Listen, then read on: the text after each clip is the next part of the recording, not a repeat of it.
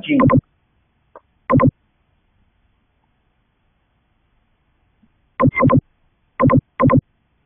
जब उसके अंदर वॉल्यूम की चेंजिंग हो,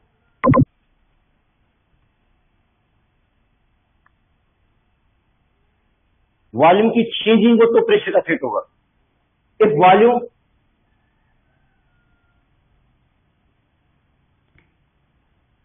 of reactant and product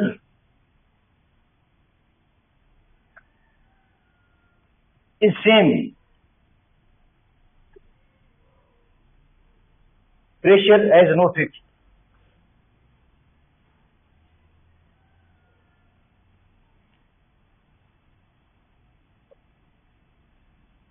अगर रिएक्टेंट प्रोडक्ट के वॉल्यूम बराबर है तो प्रेशर का कोई इफेक्ट पड़ेगा ही नहीं, अगर वॉल्यूम बराबर है। अगर वॉल्यूम में चेंजिंग है, कोई वॉल्यूम अनइक्वल है रिएक्टेंट प्रोडक्ट के, तो प्रेशर का इफेक्ट पड़ेगा।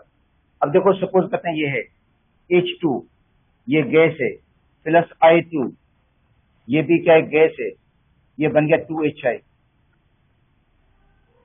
ये भी गैस है। इसके वॉल्यूम 2 हैं, इसके भी 2 वॉल्यूम है।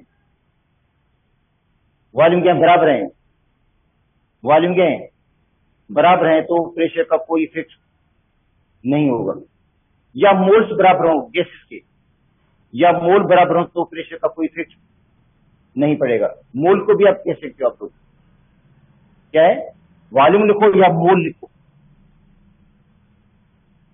NP 2, प्रोडक्ट के मोल 2, रिएक्टेंट के मोल भी कितने हैं, 2 हैं, तो डेल्टा N क्या हो जाएगा, NP माइनस NR, 0 आएगा। मोल चेंज इन मोल 0 है, तो प्रेशर हैज नो इफेक्ट।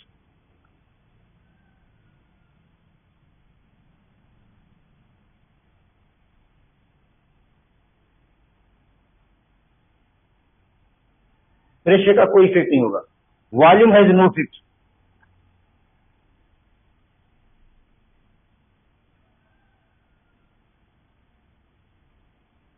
इसका मतलब है इस इक्विलिब्रियम में अगर प्रेशर बढ़ाते हैं या वॉल्यूम बढ़ाते हैं या वॉल्यूम को कम करते हैं, कोई इफेक्ट नहीं पड़ेगा, इक्विलिब्रियम डिस्टर्ब नहीं होगी। मतलब इसमें इक्विलिब्रियम प्रेशर से डिस्टर्ब होगी नहीं। सॉलिड और लिक्विड पर पहले ही प्रेशर का असर नहीं होता। अगर गैसेस इक्विलिब्रियम में भी वॉल्यूम बराबर है तो उसका भी प्रेशर का असर नहीं होगा। तो इस इक्विलिब्रियम पर प्रेशर का कोई इफेक्ट नहीं पड़ेगा। अब देखो N2 गैस है, प्लस O2, ये भी गैस है, एरो 2NO, ये भी गैस है, इसके 2 वॉल्यूम, इसके 2 वॉल्यूम। तो इंक्रीजिंग प्रेशर और डिक्रीजिंग प्रेशर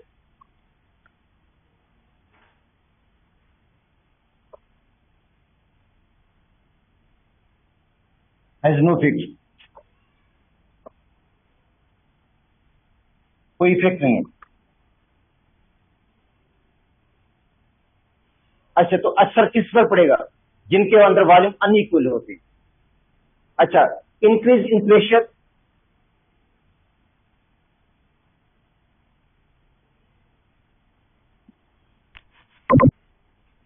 या pressure will affect when volume of reactant and product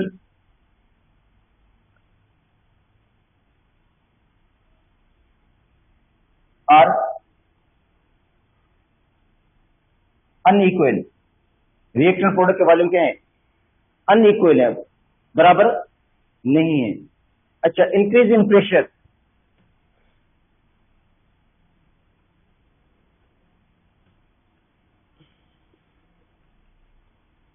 shift equilibrium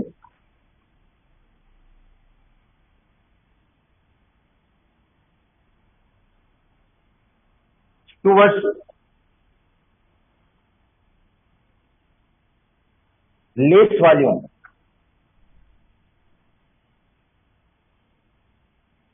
इसका मतलब प्रेशर को शिफ्ट बढ़ाएंगे आप लोग तो इक्विलिब्रियम उधर जाएगी जहां पे वॉल्यूम क्या होंगे, कम होंगे। प्रेशर को बढ़ाने से इक्विलिब्रियम उधर शिफ्ट होगी जहां पे वॉल्यूम क्या हो जाएंगे। जाहिर है जब प्रेशर बढ़ाएंगे तो इक्विलिब्रियम पर स्ट्रेस आएगा, इक्विलिब्रियम पर दबाव पड़ेगा और इक्विलिब्रियम दबाव से निकलने के लिए उधर जाएगी, उधर शिफ्ट होगी जहां पे वॉल्यूम कम होगी। वॉल्यूम कम होंगे तो दबाव उसको आएगा ही नहीं।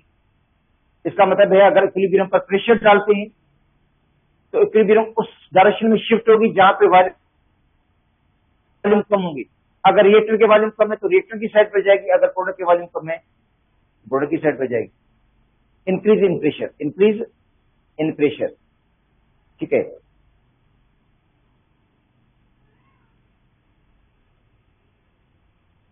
So increase in pressure and decrease in volume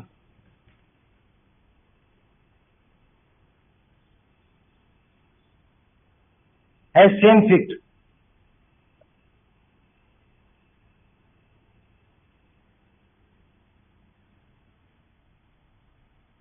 अगर क्वेश्चन आ जाता है कि भाई वॉल्यूम को डिक्रीज कर रहे हैं, वॉल्यूम को डिक्रीज करेंगे तो इसका मतलब प्रेशर को इंक्रीज कर रहे हो आप लोग। अगर आपको क्वेश्चन आ जाता है भाई वॉल्यूम को हम डिक्रीज कर रहे हैं, रेशियो एसिड के वॉल्यूम को डिक्रीज कर रहे हैं, इसका मतलब है वॉल्यूम को डिक्रीज करना प्रेशर को क्या है, इंक्रीज करना नहीं है। सेम है या नहीं? अगर वॉल्यूम को हम डिक्रीज करेंगे तो प्रेशर लाजमी बात है क्या होगा, बढ़ेगा। तो इसका मतलब है इंक्रीज इन प्रेशर लिखा हो या डिक्रीज इन वॉल्यूम लिखा हो, इफेक्ट क्या होगा, सेम पड़ेगा। इक्विलिब्रियम पर सेम इफेक्ट पड़ता है। इंक्रीज इन प्रेशर का और डिक्रीज इन वॉल्यूम का असर सेम होता है। अच्छा, उसके बाद है bye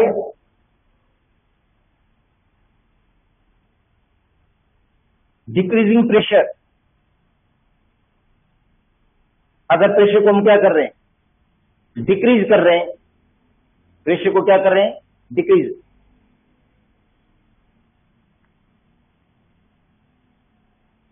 equilibrium will shift towards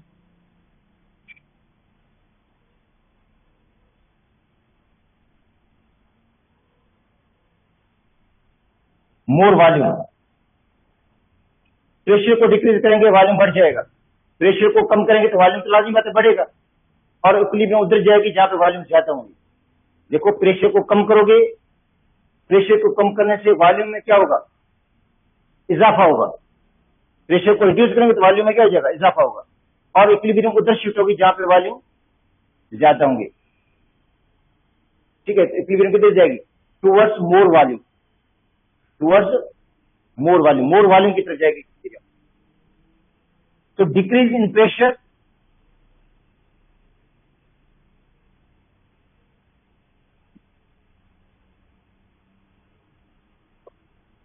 decrease in pressure and increase in volume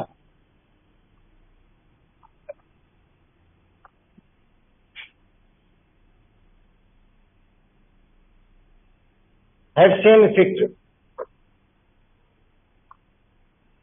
उसका भी इफेक्ट सेम है।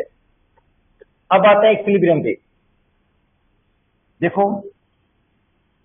N2 gas plus 3H2 gas arrow 2NH3, ये भी क्या गैस है। इसके वॉल्यूम कितने हैं, देखो 2 वॉल्यूम है, इसके वॉल्यूम कितने हैं, 4। मोल कह दो या वॉल्यूम कह दो, कोई बात नहीं है। अब देखो इसके कितने वॉल्यूम है, कोफिशिएंट 2 वॉल्यूम है, इसके कितने हैं, 4 वॉल्यूम है। तो अगर प्रेशर को बढ़ाएंगे तो इक्विलिब्रियम किधर जाएगी, अभी बड़ा कराया था कि प्रेशर को बढ़ाने से इक्विलिब्रियम उधर शिफ्ट होगी जहां पे वॉल्यूम कम होगी। इसका मतलब इस इक्वेशन पे अगर आप प्रेशर लगाएंगे ज्यादा तो रेशियो किधर जाएगा, इक्विलिब्रियम किधर शिफ्ट होगी, फॉरवर्ड जाएगी और अमोनिया की प्रोडक्शन बढ़ेगी। ठीक है, तो bye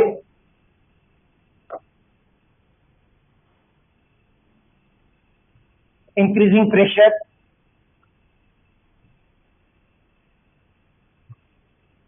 equilibrium will shift in forward.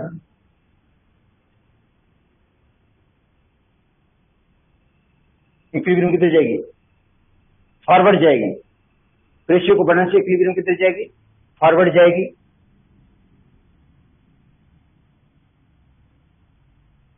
Towards less volume की तरफ जाएगी। Concentration of product ammonia will increase.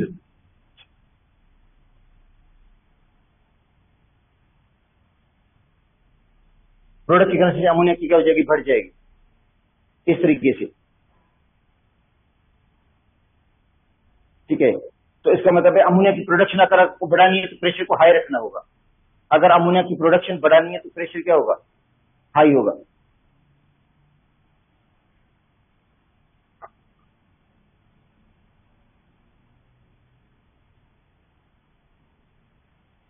is increased at high pressure.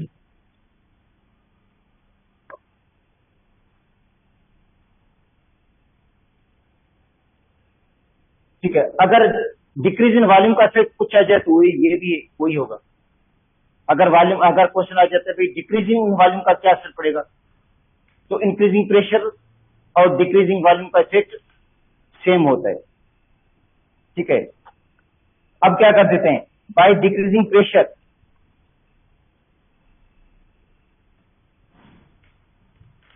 अगर प्रेशर को हम डिक्रीज कर दें तो क्या होगा?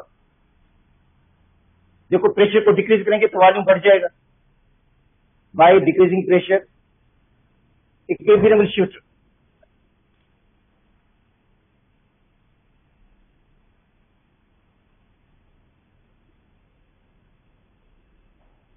Equilibrium will shift in backward.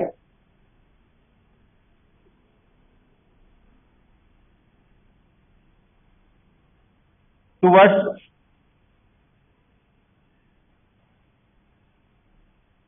larger volume. Equilibrium किधर शिफ्ट होगी? लार्जर वॉल्यूम की तरफ शिफ्ट होगी, बैकवर्ड जाएगी। अच्छा, concentration of product decrease.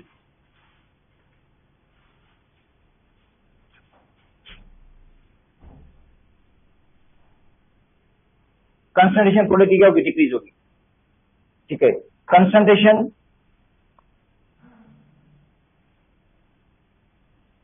Of reactant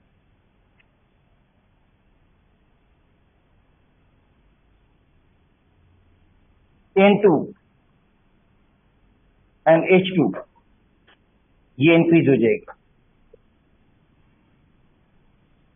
तो ये प्रेशर का इफेक्ट हो गया कि प्रेशर को अगर आप बढ़ाएंगे तो रेशियो उधर जाएगा जहां पे वॉल्यूम कम होता है। ठीक है। और प्रेशर को कम करने से रेशियो उधर जाता है जहां वॉल्यूम ज्यादा होता है। ठीक है। अब देखो ये क्वेश्चन है, PCl5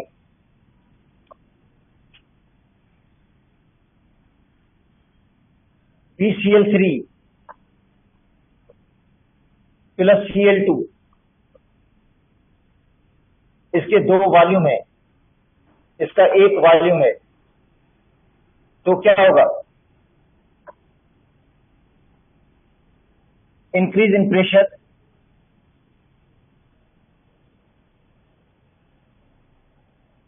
शिफ्ट इक्विलिब्रियम,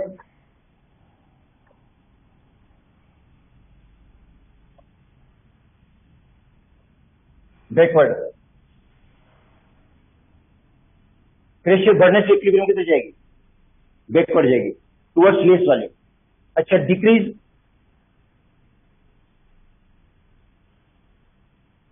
इन प्रेशर, शिफ्ट इक्विलिब्रियम फॉरवर्ड। अगर प्रेशर को डिक्रीज करेंगे तो फॉरवर्ड जाएगी, ज्यादा वॉल्यूम की तरफ जाएगी। ठीक है, इसका मतलब है डिक्रीज इन प्रेशर और इंक्रीज इन वॉल्यूम का इफेक्ट सेम होगा। अब देखो 2SO2 plus O2 arrow 2SO3 क्या होगा? Increase in pressure, shift equilibrium,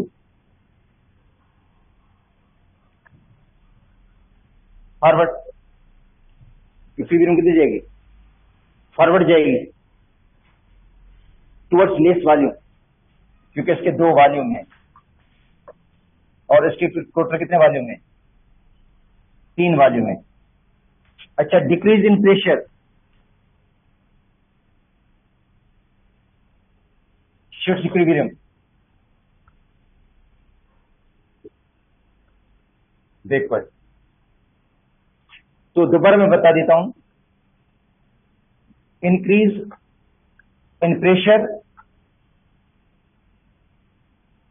and decrease in volume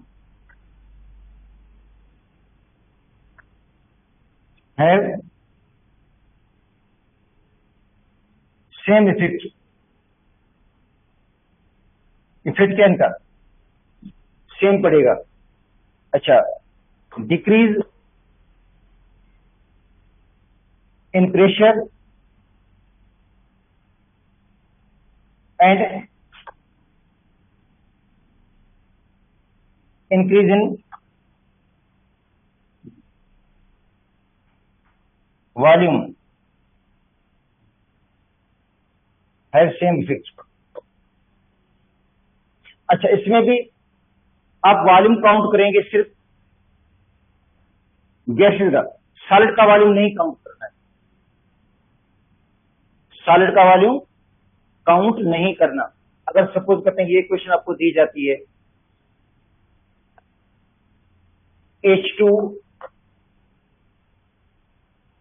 plus I2 solid में है,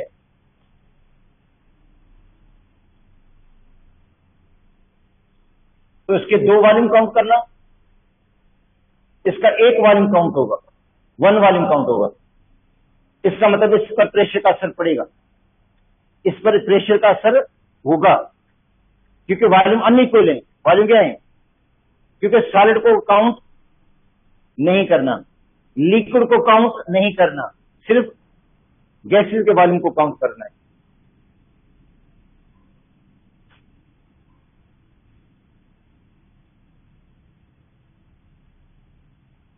effect of temperature,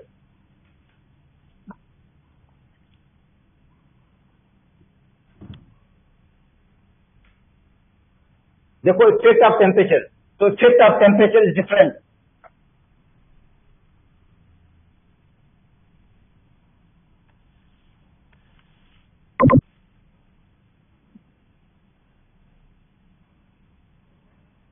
for endothermal reaction,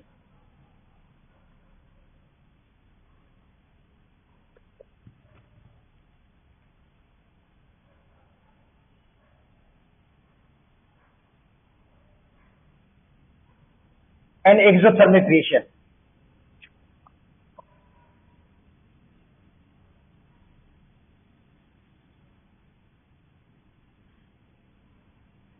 मगर एक चीज और बता,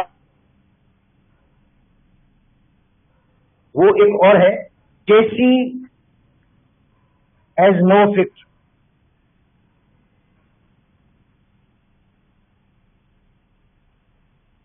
by increasing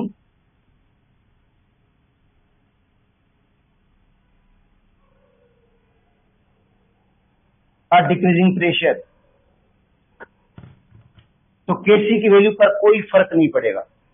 इसका मतलब है कंसंट्रेशन का भी Kc पर कोई फर्क नहीं पड़ता, प्रेशर बढ़ाने कम करने का भी Kc पर कोई फर्क नहीं पड़ेगा। Kc को सिर्फ टेम्परेचर इफेक्ट करता है। तो जो इफेक्ट है टेम्परेचर का है वो एंडोथर्मिक और एक्सोथर्मिक के लिए अलग अलग होता है। एंडोथर्मिक और एक्सोथर्मिक के लिए क्या होगा? अलग अलग होगा इफेक्ट, ठीक है। एंडोथर्मिक रिएक्शन हीट को एब्जॉर्ब करते हैं, जो एंडोथर्मिक है वो हीट को एब्जॉर्ब करते हैं, और जितना ज्यादा हीट एब्जॉर्ब करेंगे ज्यादा प्रोडक्ट बनाते हैं, ज्यादा प्रोडक्ट बनाते हैं, इसलिए उनकी केसी की वैल्यू में इजाफा होता है। इसका मतलब है एंडोथर्मिक रिएक्शन की जो केसी है वो टेम्परेचर के डायरेक्टली प्रोपोर्शनल है। एंडोथर्मिक रिएक्शन की जो केसी है टेम्परेचर की क्या है, डायरेक्टली प्रोपोर्शनल है। अब देखो A plus B C plus D, delta H के लिए पॉजिटिव है, इसका मतलब है एंडोथर्मिक है ये।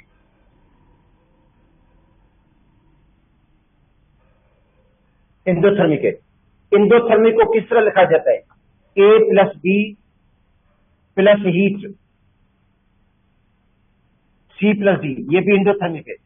एंडोथर्मिक का मतलब है आपने रिएक्टर को हीट सप्लाई की, उसके बाद प्रोडक्ट जाकर बना, या डेल्टा एच के लिए पॉजिटिव होगी तो भी एंडोथर्मिक होगा, या A plus B plus 60 kilo joule इसको हीट आपने सप्लाई की है, सीडी बन गया, ये भी एंडोथर्मिक है, आपने हीट को सप्लाई की है।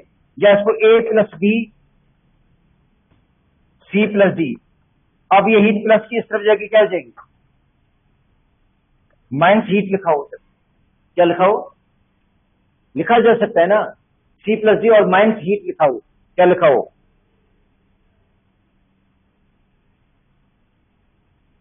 या ए प्लस बी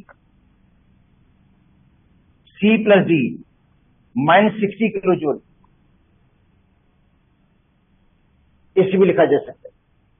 ये सभी एंडोथर्मिक रिएक्शंस हैं, ये सभी क्या हैं, एंडोथर्मिक हैं।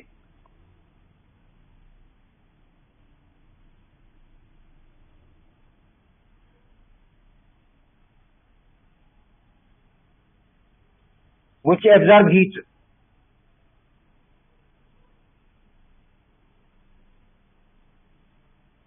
अच्छा, in endothermic reaction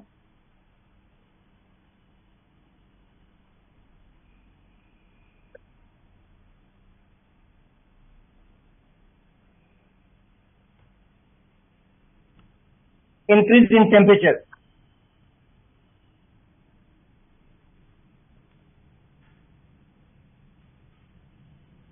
temperature increase करने से shift equilibrium forward,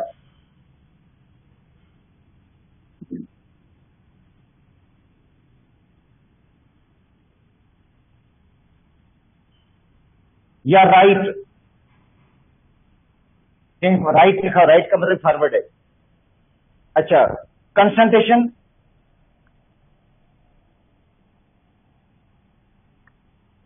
of product increase, product concentration क्या होगी, इंक्रीज होगी, वैल्यू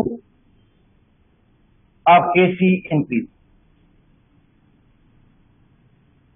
मत क्यों, क्योंकि कंसंट्रेशन मतलब हाई टेम्परेचर पे प्रोडक्ट कंसंट्रेशन हाई होती है, इक्विलिब्रियम पे हाई होती है, इसका मतलब इक्विलिब्रियम कंसंट्रेशन बढ़ जाती है प्रोडक्ट की, इसकी वजह से केसी के लिए में इजाफा हो जाता है, केसी के लिए में क्या हो जाता है, इजाफा होता है, ठीक है। इसका मतलब है जो परमानेंट कंसंट्रेशन है प्रोडक्ट की वो क्या हो जाती है, इक्विलिब्रियम वाली बढ़ जाती है, और रिएक्शन की कंसंट्रेशन क्या हो जाती है, कम हो जाती है इक्विलिब्रियम पे, जिसकी वजह से केसी के लिए में क्या होगा, इजाफा होगा। केसी के लिए में इजाफा होता है टेम्परेचर बढ़ाने से।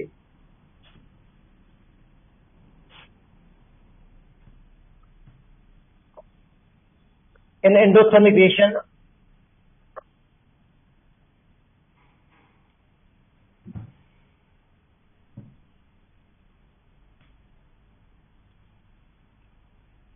decrease in temperature,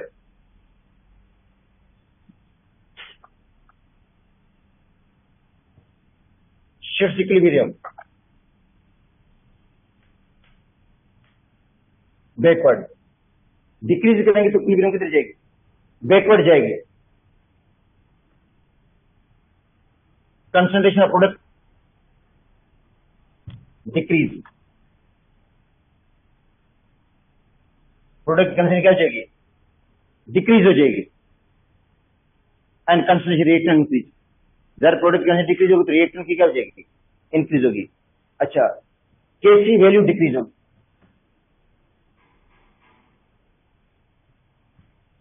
केसी की वैल्यू भी क्या हो जाएगी, डिक्रीज हो जाती है। अच्छा, अब एक मैं एग्जांपल दे रहा हूं, फिजिकल एग्जांपल है बेटा, ये एग्जांपल केमिकल इक्विलिब्रियम का नहीं है, example of physical equilibrium.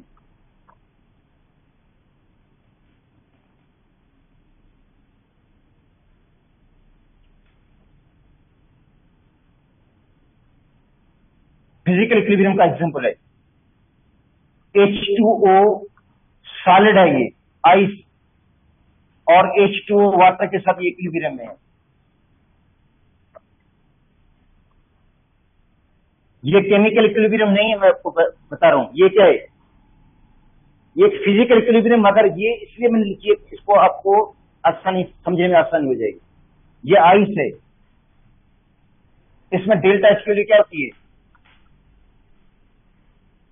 Positive है,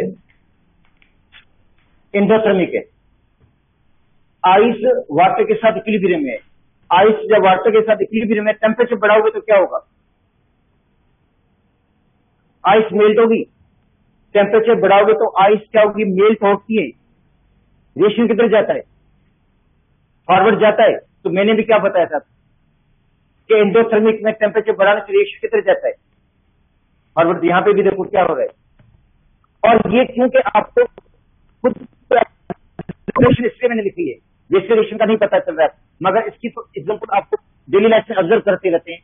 जब टेम्परेचर बढ़ता है तो बर्फ पिघलती है, और किस में तब्दील होती है, पानी में। तो फॉरवर्ड जाएगा, रिएक्शन किधर गया, इक्विलिब्रियम किधर शिफ्ट होगी, फॉरवर्ड की तरफ शिफ्ट होगी। टेम्परेचर बढ़ाने से बढ़ेगा, ऐसा होगा या नहीं होगा, टेम्परेचर बढ़ने से रिएक्शन किधर जाएगा, या इक्विलिब्रियम किधर जाएगी, फॉरवर्ड।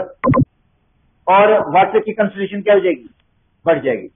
जब टेम्परेचर को कम करेंगे, कूल करेंगे, तो क्या होगा, जब टेम्परेचर को हम कम करते हैं, सर्दियां होती है, टेम्परेचर कम हो जाता है, तो क्या होता है, वही पानी वापस किसमें तब्दील हो जाता है, आइस में। तो रिएक्शन किधर गया, बैकवर्ड गया। समझ आई या नहीं। तो इसका मतलब है, ये एग्जांपल देने का मकसद ही है ये आपको समझाना कि जब हम टेम्परेचर बढ़ाते हैं तो आइस मेल्ट होती है, आइस वाटर में तब्दील हो जाती है, इक्विलिब्रियम फॉरवर्ड शिफ्ट हो जाएगी। इक्विलिब्रियम किधर शिफ्ट होगी, फॉरवर्ड होगी। जब टेम्परेचर को कम करेंगे तो क्या होगा, तो bye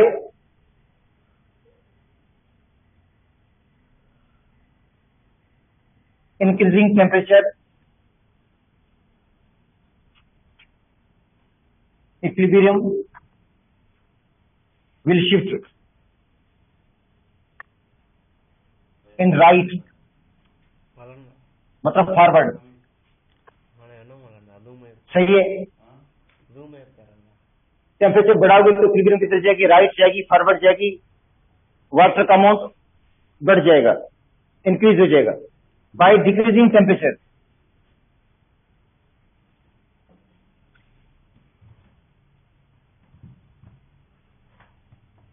equilibrium will shift in backward, left की तरफ चली जाएगी, आइस का अमाउंट बढ़ जाएगा, आइस का अमाउंट बढ़ जाएगा।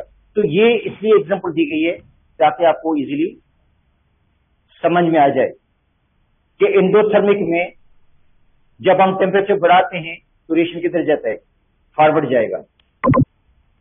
ठीक है, एंडोथर्मिक में टेम्परेचर बढ़ाने से किधर रिएक्शन जाएगा, फॉरवर्ड जाएगा। इसको देखो, PCl5 PCl3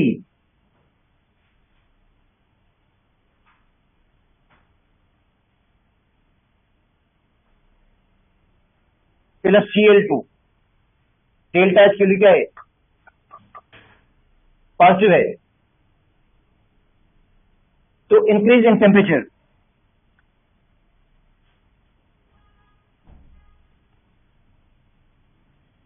टेम्परेचर इंक्रीज करेंगे, shift equilibrium forward.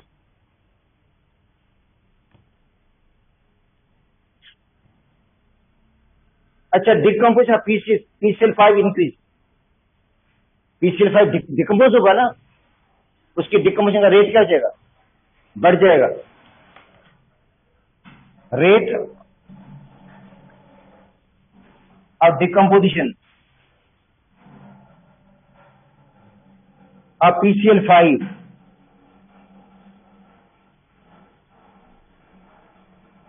Increase. PCl5 के जो डिकम्पोजिशन का रेट है वो क्या हो जाएगा, बढ़ जाएगा। इसकी डिकम्पोजिशन का रेट, डिकम्पोज हो रहा है, PCl5 टूट रहा है, किसमें तब्दील हो रहा है, प्रोडक्ट। PCl5 डिकम्पोज होगा, लास्ट में प्रोडक्ट में तब्दील होगा, ठीक है। एंड आप PC इंक्रीज। इसका मतलब है केसी वैल्यू सिर्फ टेम्परेचर पे डिपेंड करती है, डिफरेंट टेम्परेचर पे केसी वैल्यू डिफरेंट होगी। इंडोथर्मिक की जो केसी वैल्यू होगी वो हाई टेम्परेचर पे हाई होगी, हाई टेम्परेचर पे क्या होगी, हाई होगी।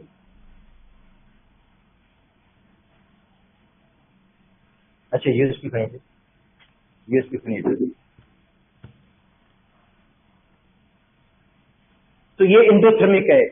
देखो इंडोथर्मिक में टेम्परेचर जितना राइज करते हैं उतना ज्यादा प्रोडक्ट बढ़ता है, रिएक्शन फॉरवर्ड जाता है, ठीक है, और प्रोडक्ट की कंसिस्टेंसी बढ़ जाती है, और जिसकी वजह से केसी की वैल्यू में इजाफा हो जाता है। इसका मतलब है केसी की वैल्यू टेम्परेचर पे डिपेंड करती है, डिफरेंट टेम्परेचर पे डिफरेंट होगी। इंडोथर्मिक में ये होगा, जितना हाई टेम्परेचर होगा केसी की वैल्यू उतनी हाई होती है।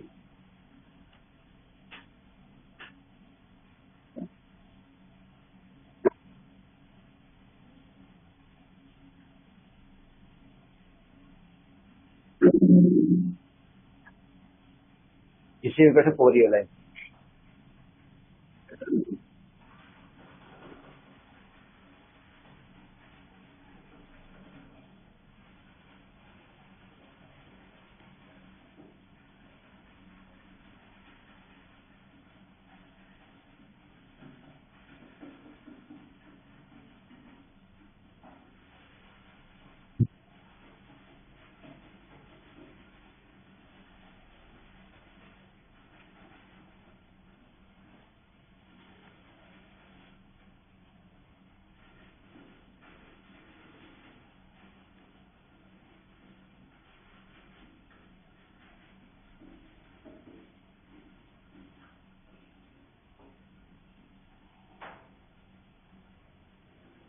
अच्छा इन एक्सोथर्मल रिएक्शन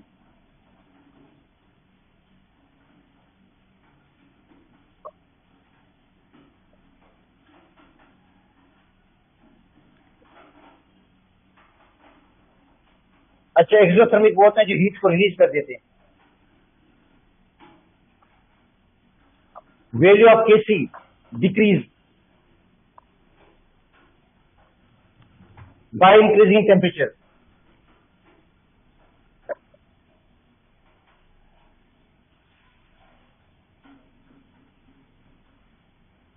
टेम्परेचर बढ़ाने से, because concentration of product decrease, concentration product की क्या हो जाती है, डिक्रीज हो जाती है। मतलब एक्सोथर्मल रिएक्शन में रिएक्शन बैकवर्ड जाता है टेम्परेचर बढ़ाने से, तो प्रोडक्ट की कंसंट्रेशन कम हो जाती है, तो केसी की वैल्यू में भी क्या आ जाती है, कमी आएगी। इसका मतलब है एक्सोथर्मिक जो रिएक्शंस हैं उनमें केसी की वैल्यू टेम्परेचर के इनवर्सली प्रोपोर्शनल है। जितना टेम्परेचर बढ़ाएंगे उतने केसी की वैल्यू में कमी आएगी, केसी की वैल्यू डिक्रीज हो जाएगी, कम हो जाएगी। अब देखो इसको,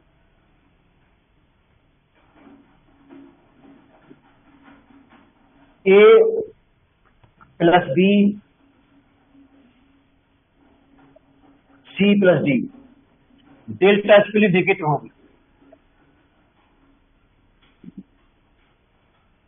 एक्सोथर्मिक में डेल्टा इसके लिए क्या होती है, नेगेटिव होती है, हीट रिलीज होती है। या एक्सोथर्मिक में इस तरह भी लिख सकते हो, A plus B C plus D plus heat, इसका मतलब ये हीट रिलीज हुई है, प्रोडक्ट भी बना हीट। इंडोथर्मिक में मैंने इस तरह नहीं लिखवाया था, इंडोथर्मिक में मैंने यहां लिखा था माइनस हीट, अच्छा, एक्सोथर्मिक में आप इस तरह भी लिख सकते हो, A plus B minus heat C plus D, क्योंकि हीट की वैल्यू इस तरफ आएगी तो क्या हो जाएगी, ये हीट इस तरफ है, इधर आएगी तो क्या हो जाएगी, माइनस की हो जाएगी। या A plus B C plus D plus 67 kilo joule, इसका मतलब ये हीट क्या हुई है, रिलीज हुई है, 67 किलो जूल हीट रिलीज हुई है। या इसको इस तरह भी लिख सकते हो, A plus B minus 67 kilo joule C और डी, ऐसे भी लिख सकते हो एक्सोथर्मिक। या इसको इस तरह भी लिख सकते हो, A plus B C plus D और डेल्टा की वैल्यू जो है वो माइनस 67 किलो जूल है, माइनस की होगी ना। तो ये सभी एक्सोथर्मिक के लिए सिंबल्स हैं, ये सभी रिएक्शन एक्सोथर्मिक के लिए, सब क्या है, एक्सोथर्मिक।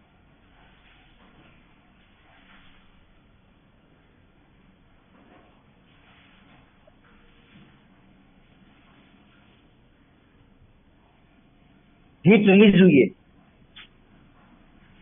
ठीक है, हीट क्या होगी, रिलीज होगी। तो अब क्या होगा, सपोज करते हैं आपको इक्वेशन दी गई है,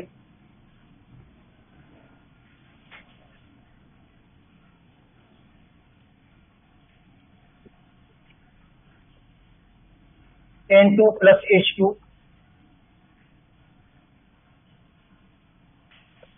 एरो 2 NH3, डेल्टा एच के लिए नेगेटिव है।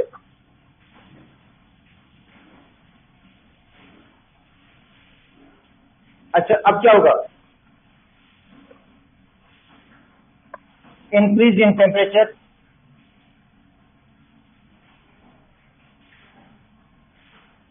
Shift equilibrium backward.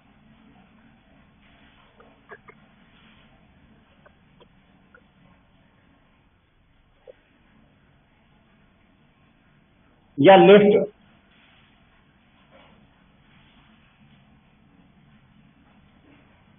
Concentration of product ammonia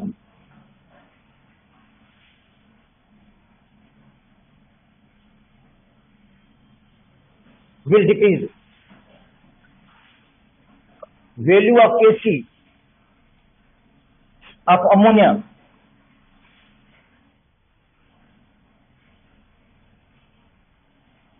will decrease, backward जाएगा, अमोनिया की प्रोडक्शन कम हो जाएगी, रिएक्टेंट की कंसंट्रेशन बढ़ जाएगी, Kc की वैल्यू में कमी आएगी, ठीक है, क्योंकि ये रिएक्शन खुद एक्सोथर्मिक है, ये खुद हीट रिलीज कर रहा है, इसका मतलब इसको हीट की जरूरत नहीं है। अगर इसको आप हीट देंगे तो उसके ऊपर इनवर्स इफेक्ट पड़ेगा, क्या पड़ेगा, इनवर्स इफेक्ट पड़ेगा, और वो हीट को एब्जॉर्ब करके रिएक्शन की तरफ जाएगा बैकवर्ड। अब मैं एक मिसाल दे देता हूं। अच्छा चलो, इसको एक पूरा लिख दो, उसके बाद ये इंक्रीज इन टेम्परेचर का है, जो रिएक्शन को बैकवर्ड लेकर जा रहा है, रिएक्शन को किधर लेकर जाएगा, बैकवर्ड। अच्छा, decrease in temperature,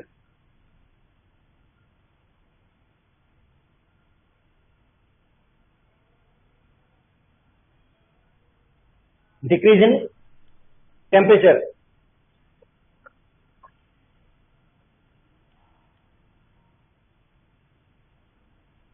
shift equilibrium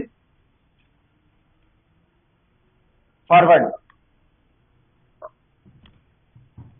अगर टेम्परेचर को डिक्रीज करेंगे तो इक्विलिब्रियम किधर जाएगी, फॉरवर्ड जाएगी।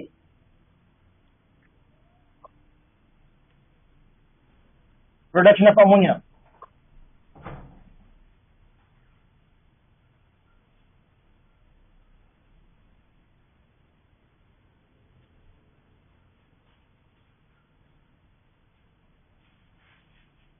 विल इंक्रीज, अमोनिया की प्रोडक्शन क्या होगी, बढ़ेगी, Kc विल इंक्रीज,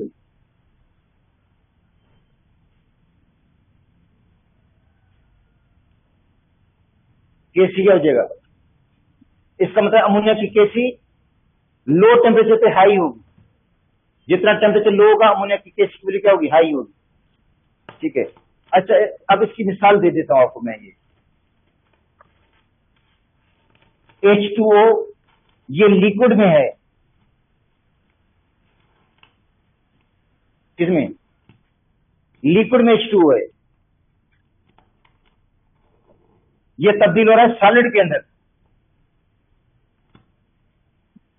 आइस के अंदर। इसका मतलब वाटर किसमें तब्दील हो रहा है? आइस के अंदर। ये फिजिकल इक्विलिब्रियम है, ये फिजिकल है।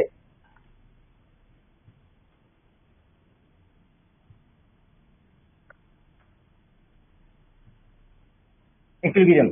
अच्छा देखो, वाटर किसमें तब्दील हुआ? आइस में। तो डेल्टा एच की वैल्यू क्या होगी? नेगेटिव होगी। जब वाटर आइस में तब्दील होता है तो रिएक्शन कौन सा होता है? चेंज कौन सी है? एक्सोथर्मिक है, एक्सोथर्मिक। अब खुद बताएं, अगर टेम्परेचर को लो करेंगे, टेम्परेचर को कम करेंगे, तो ये पानी किसमें तब्दील होगा? किसमें तब्दील होगा? बर्फ में तब्दील होगा, आइस में तब्दील होगा। तो रिएक्शन किधर जाएगा? फॉरवर्ड जाएगा या नहीं जाएगा? इसका मतलब है इसमें टेम्परेचर लो करेंगे तो किधर जाएगा? लो टेम्परेचर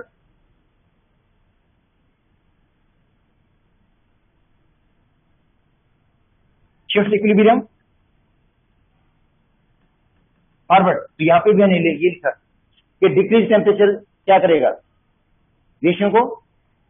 अच्छा, अगर इसके अंदर टेम्परेचर को इंक्रीज कर दे तो क्या होगा? अगर इसके टेम्परेचर इंक्रीज करेंगे तो क्या होगा बताओ?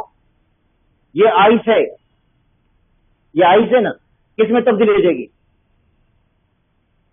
वाटर में तब्दील हो जाएगी, बैकवर्ड जाएगा। देखो, लो टेम्परेचर इक्विलिब्रियम को किधर देकर जाता है? Forward. And formation of ice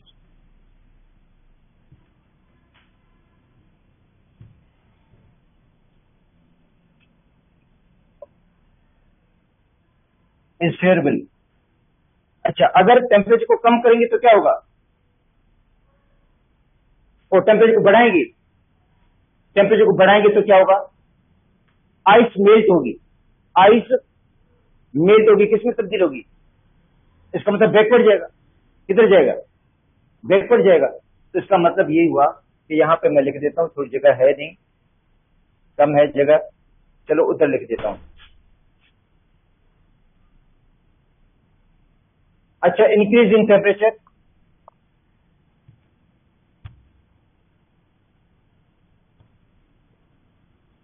shift equilibrium backward and melting of ice is favourable. Ice की मेल्टिंग के लिए कंडीशन फेवरेबल है। आइस की जो मेल्टिंग होगी उसके लिए कंडीशन क्या है? फेवरेबल। आइस मेल्ट हो जाएगी, मेल्ट होकर किसमें तब्दील हो जाएगी? वाटर में। आइस की फॉर्मेशन के लिए फेवरेबल कंडीशन कौन सी है?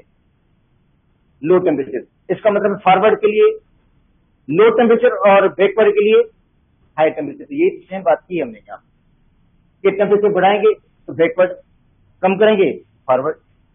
ठीक है, तो ये टेम्परेचर का इफेक्ट हो गया।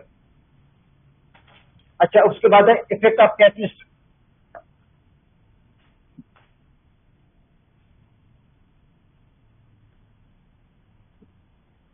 तो catalyst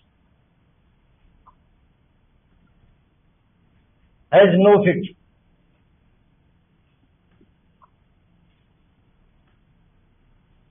on the balance of chemical equilibrium.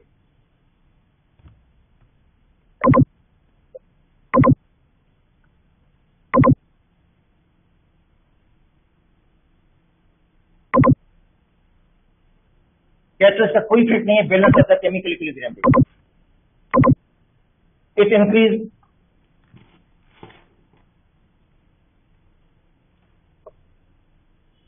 the rate of forward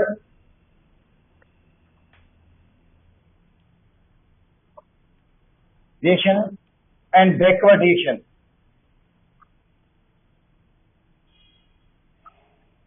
equally। दोनों को बराबर बढ़ाता है।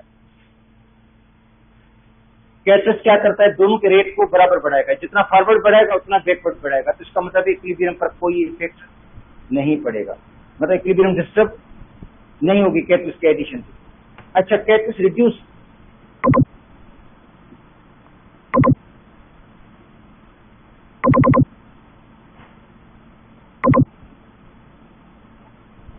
when equilibrium is disturbed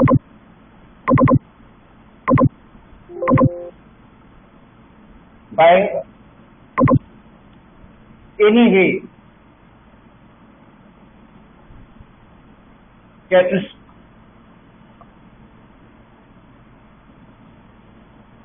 restore equilibrium readily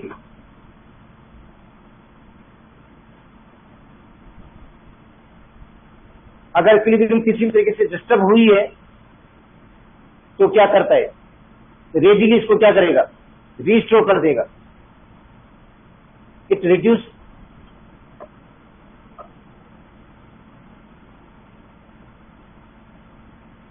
time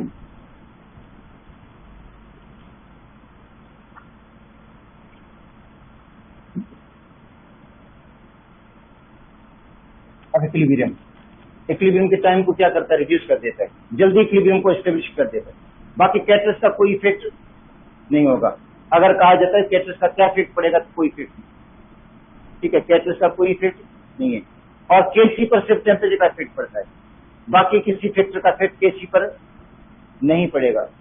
concentration का इफेक्ट ये कि रिएक्टर को बढ़ाएंगे तो फॉरवर्ड जाएगा, प्रोडक्ट बढ़ेगा, प्रोडक्ट को बढ़ाएंगे तो बैकवर्ड जाएगा, तो ये इफेक्ट है कंसंट्रेशन का, ठीक है। उसके बाद प्रेशर का इफेक्ट ये है कि प्रेशर को बढ़ाने से रिएक्शन उधर जाता है जहां पे वॉल्यूम कम होता है, मतलब प्रेशर बढ़ाने से रिएक्शन उधर शिफ्ट होगा जहां पे वॉल्यूम क्या होगा, कम होगा। अगर वॉल्यूम दोनों साइड के बराबर है तो प्रेशर का इफेक्ट भी नहीं होगा, ठीक है। और टेम्परेचर का इफेक्ट तब है, एंडोथर्मिक के लिए अलग होगा, एक्सोथर्मिक के लिए क्या होगा, अलग होगा। मतलब एंडोथर्मिक और एक्सोथर्मिक के लिए टेम्परेचर का इफेक्ट अलग अलग होता है, ठीक है।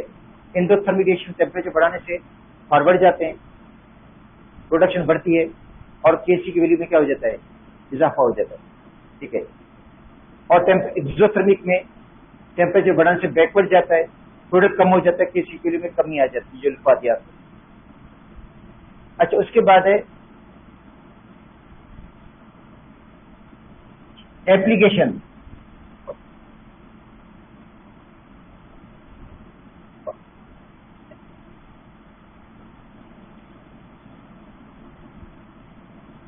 ली Chatelier's principle in industry.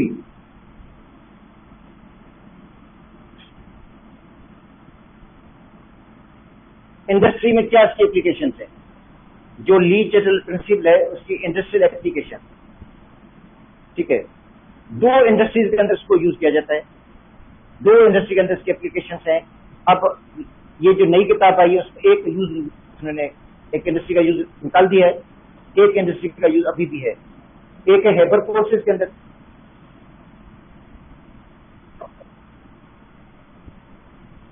In Haber process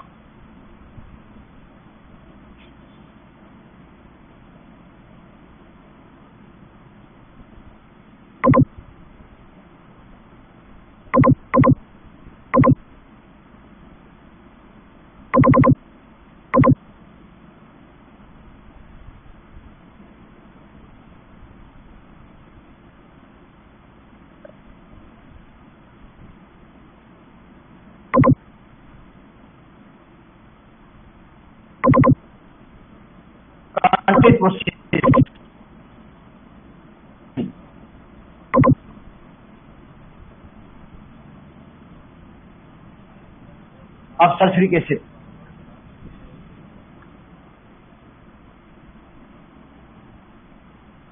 तो एक सल्फ्यूरिक एसिड की फॉर्मेशन में एक अमोनिया की फॉर्मेशन इसको यूज करते हैं।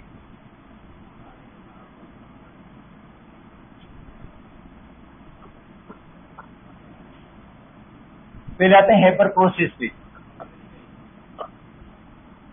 देखो, nitrogen gas plus hydrogen gas arrow ammonia, delta इसके लिए नेगेटिव है। अच्छा, तो इंडस्ट्री में अमोनिया बनती है और अमोनिया जिस इंडस्ट्री में बन रही है तो उस इंडस्ट्री का जो ओनर है या जो उसको मैन्युफैक्चर करता है, इसकी ख्वाहिश है कि शॉर्टेस्ट टाइम में ज्यादा से ज्यादा प्रोडक्ट हासिल हो, मतलब थोड़े टाइम के अंदर ज्यादा से ज्यादा अमोनिया की प्रोडक्शन बढ़े। अच्छा, अमोनिया की प्रोडक्शन बढ़ाने के लिए वो लीच एसिड प्रिंसिपल को यूज कर सकता है ताकि अमोनिया की प्रोडक्शन बढ़े, मतलब रिएक्शन फॉरवर्ड जाए। ठीक है, रिएक्शन फॉरवर्ड जाए। अब उसके लिए लीच एसिड प्रिंसिपल क्या उसकी हेल्प कर सकता है? देखो, इसमें पहले हम कहते हैं effect of concentration.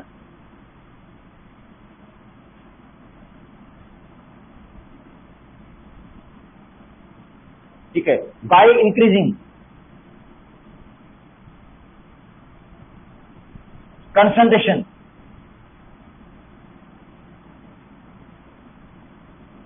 of nitrogen and hydrogen in 1:3,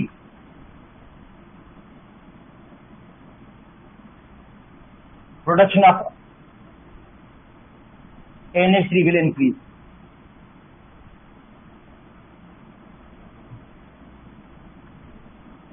एक रिएक्शन बढ़ाने से इतना फायदा नहीं होगा जितना दोनों रिएक्शन बढ़ाने से फायदा होगा।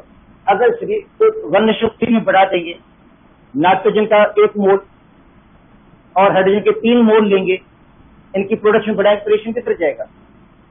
फॉरवर्ड जाएगा, अमोनिया की प्रोडक्शन बढ़ जाएगी। मतलब रिएक्शन की कंसंट्रेशन को बढ़ाकर प्रोडक्ट की कंसंट्रेशन को हम बढ़ा सकते हैं। इसको नाइट्रोजन और हाइड्रोजन को 1:3 में बढ़ाएंगे तो अमोनिया की प्रोडक्शन बढ़ेगी। अच्छा, सेकंड बात, बाय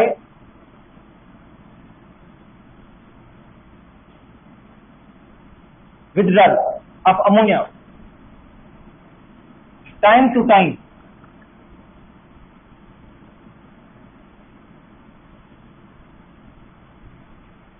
अगर अमोनिया की विथड्रॉ करते जाएंगे, विथड्रॉल का मतलब रिमूव करना। देखो, अमोनिया जितनी बनी है ना, उसको क्या कर दें, रिमूव करने से रिएक्शन क्या होगा? फॉरवर्ड जाएगा, अमोनिया की प्रोडक्शन बढ़ेगी। ठीक है, देखो, by withdrawal of ammonia time to time, time to time अगर अमोनिया की विथड्रॉ करते जाएंगे, अमोनिया को रिमूव करते जाएंगे। ठीक है,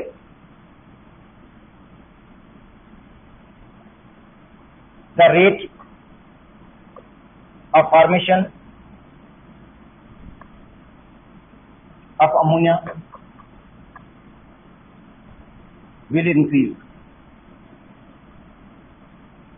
तो भी क्या होगा, जो रेट फॉर्मेशन अमोनिया का होगा वो बढ़ेगा, क्योंकि प्रोडक्ट को रिमूव करेंगे तो भी रिएक्शन की तरफ जाता है, फॉरवर्ड जाता है।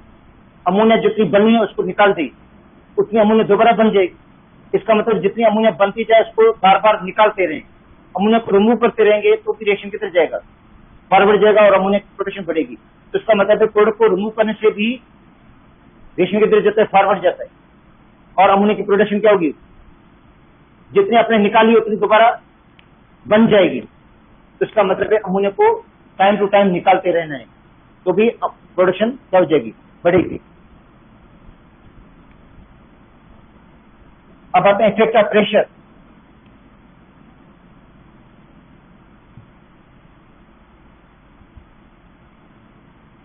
प्रेशर का क्या इफेक्ट पड़ेगा?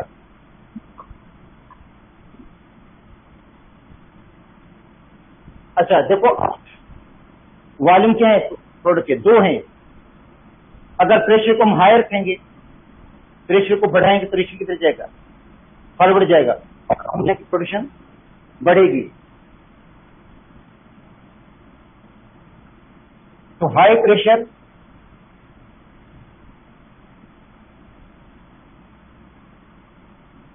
फेवर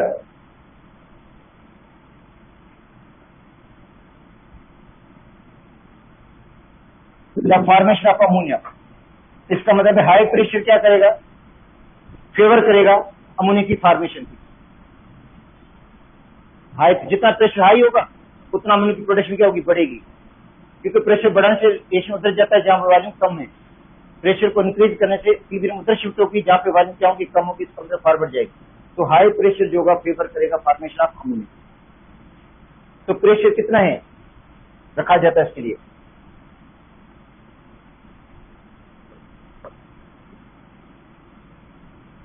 तो फेवरेबल प्रेशर जो है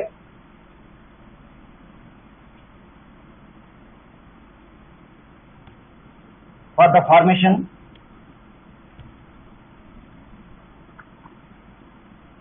अमोनिया इज 200 to 300 एटमॉस्फेयर, 200 से 300 एटमॉस्फेयर इसके लिए सफिशिएंट है। इसका मतलब जितना प्रेशर हाई होगा उतनी प्रोडक्शन बढ़ेगी। 200 से 300 प्रेशर पे क्या होगा, अगर प्रेशर 250 है, 200 है और 300 है, तो 300 तो अमोनिया की प्रोडक्शन क्या होगी, ज्यादा होगी। 300 से ज्यादा बढ़ाएंगे तो प्रोडक्शन बढ़ेगी, मगर ये क्या है, ऑप्टिमम है। ऑप्टिमम जो प्रेशर है, ऑप्टिमम प्रेशर कितना है, ये 200 से 300 एटमॉस्फेयर है।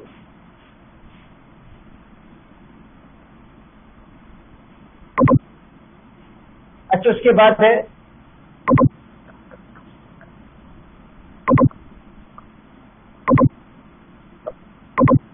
Effect of temperature.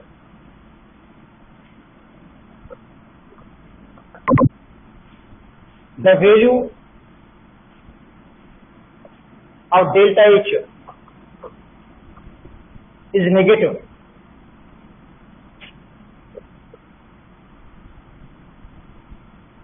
Reaction is exothermic. Reaction क्या है, exothermic है। Reaction exothermic है, delta H value negative है। Low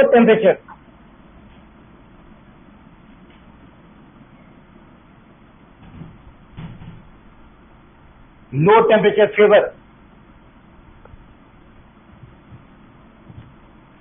the formation of ammonia.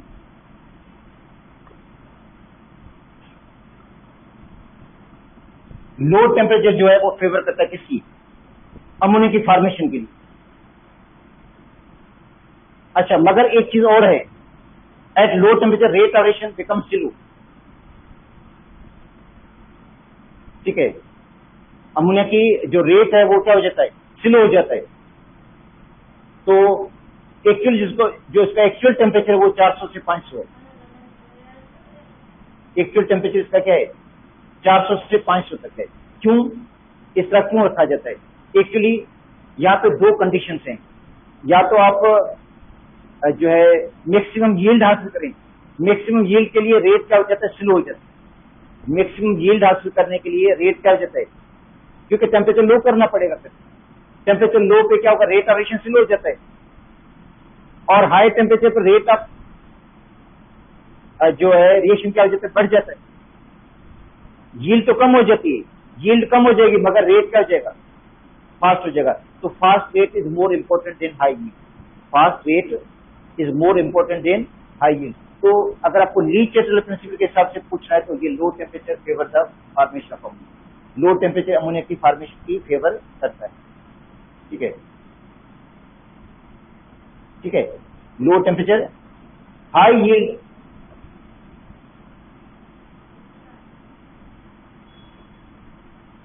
of ammonia is obtained at low temperature.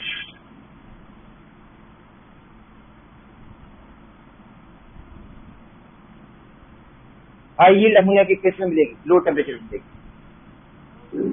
ठीक है। अच्छा, actual temperature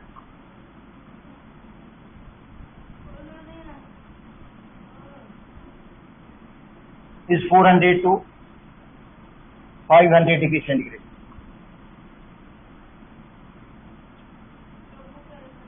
Actual temperature. At low temperature,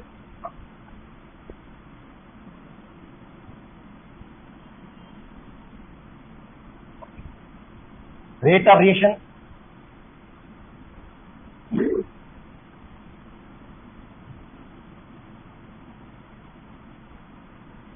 becomes slow.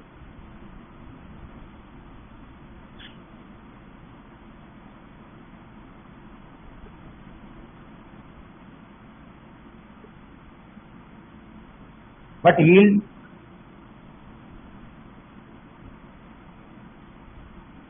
will be high. At high temperature,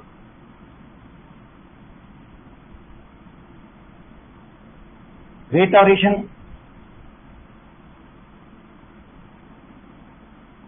will be fast, but yield will be low.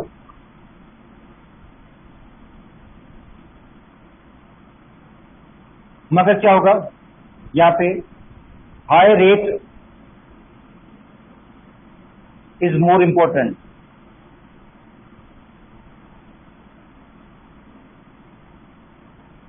than high yield.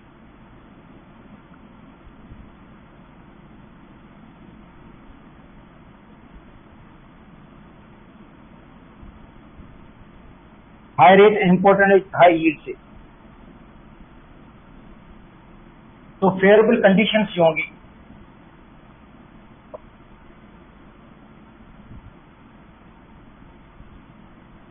of formation of ammonia according to Lee-Chatterley's principle.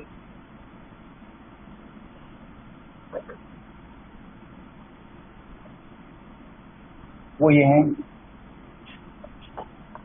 excess of N2 and H2, removal of ammonia, ammonia को remove करना, nitrogen hydrogen को बढ़ाना, low temperature,